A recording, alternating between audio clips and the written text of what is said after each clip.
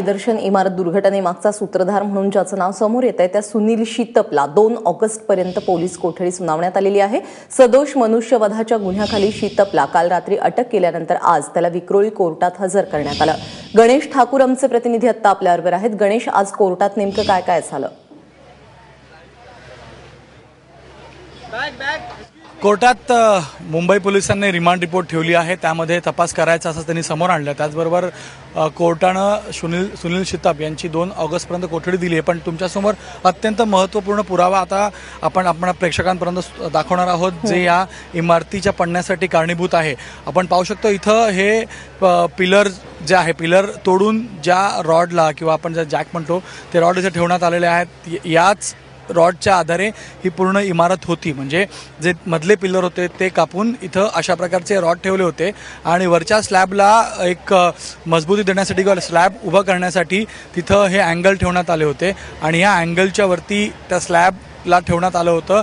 म्हणजे स्पष्ट होतोय की खालच्या स्ट्रक्चरमध्ये आजूबाजूचे जे पिलर होते त्यांना हलवण्यात नाही आलं होतं, पण मध्ये जे पिलर होते त्याला एक मध्ये ओपन स्पेस हवी होती, त्यासाठी पिलरला नुकसान पोहोचवण्यात आलं होतं। पिलर काढण्यात आले होते आणि त्या पिलरांच्या जागी अशा प्रकारचे हे रॉड्स ठेवण्यात आले होते आणि मुंबई पोलिसांनी पुरावा म्हणून हे आता बाजूला घेतलं। याचं फॉरेन्सिक ॲनालिसिस करण्यात येईल, ऑडिट रिपोर्ट ह्याच्यावरती करण्यात येईल आणि या अँगलचा वापर करून वरचा स्लॅब तयार करण्यात येत होता। अशी माहिती आहे की सुनील शितप याला इथं एक रेस्टॉरंट आणि बार उघडायचं होतं आणि त्यासाठी त्याला एक मोठी ओपन स्पेस हवी होती। त्या ओपन स्पेसमध्ये हे पिलर मध्ये येत होते आणि म्हणूनच ते पिलर मधले जे आहेत ते काढण्यात आले आणि त्या पिलरच्या जागी असे रॉड्सला एक सपोर्ट, एक टेकू ज्याला म्हणतो आपण, एक टेका किंवा एक आधार देण्याचा प्रयत्न असतो। पिलर नसतील तर ते या रॉडच्या आधारे करण्यात आलं होतं आणि हेच धोकादायक ठरलं। या रॉडवर ही इमारत थांबली नाही किंवा राहिली नाही आणि इमारत खाली कोसळली। आता हे एव्हिडन्स आपण दाखवते ABP माझावर आणि यालाच आता कोर्टासमोर नंतर सादर करण्यात येईल। हे क्रुशियल एव्हिडन्स आहे या प्रकरणाचा, कारण अँगल टाकून स्लॅबवरती जे आहे सपोर्ट देऊन स्लॅब तयार करण्यात आला होता आणि पिलर काढून असे हे रॉड ठेवून खाली इमारतीला सपोर्ट देण्याचा प्रयत्न केला गेला होता। म्हणजेच इमारतीच्या मूळ ढाचा जो असतो किंवा जे फाउंडेशन असतं त्यालाच नुकसान पोहोचवण्यात आलं आणि यामुळेच हा अपघात किंवा ही दुर्घटना घडली असं आपण म्हणू शकतो। आणि यालाच कारण देत किंवा यालाच आधार करत लोकांचं इथल्या म्हणणं आहे की 304(2) नाही, सदोष मनुष्यवधाचा गुन्हा नाही तर हत्येचा गुन्हा आता सुनील शितप यांच्याविरुद्ध रजिस्टर केला पाहिजे। कारण सुनील शितप यांना माहिती होतं की पिलर जे फाउंडेशन असतं एका इमारतीचं त्याला आपण नुकसान करतोय, त्याने अपघात होऊ शकतो। त्यानंतरही पुढे दुरुस्तीचं काम करण्यात आलं होतं आणि म्हणूनच आता वारंवार मागणी होते की याच्याविरुद्ध म्हणजे सुनील शितप यांच्याविरुद्ध एक कठोर कारवाई करण्यात येईल आणि त्यांच्याविरुद्ध कठोर सेक्शनमध्ये FIR घेण्यात यावी म्हणून। त्याचबरोबर हे काम किती दिवसांपासून सुरू होतं आणि या संदर्भात बिल्डिंग मधल्या कोणी कुठे तक्रार दाखल केली होती का? पोलिसांमध्ये असू देत किंवा BMC मध्ये असू देत, या संदर्भात काही कळू शकतंय?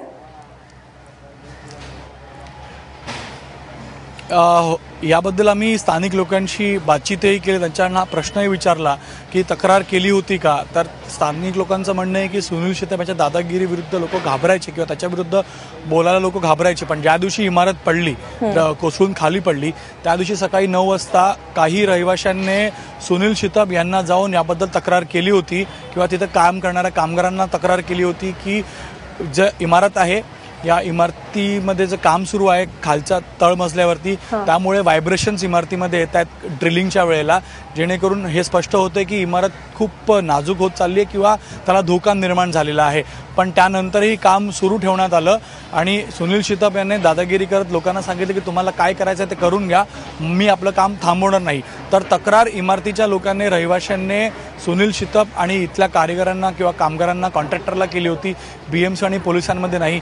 जर BMC मध्ये केली असती तर निश्चित काही कारवाई झाली असती, पोलिसांनी काय कारवाई केली असती असाही इथं प्रश्न उपस्थित होतोय, पण ते झालं नाही। लोकांनी सुनील शितप याला तक्रार केली, 2 दिवसाआधी एक मीटिंग बोलवण्याचाही रहिवाशांनी निर्णय घेतला होता, पण त्याआधी म्हणजे खूप उशीर झाला आणि ही दुर्घटना इथे घडली। गणेश, तुर्तास धन्यवाद या सगळ्या सविस्तर माहितीबद्दल। या संदर्भातले अपडेट वेळोवेळी तुझ्याकडून घेत राहू।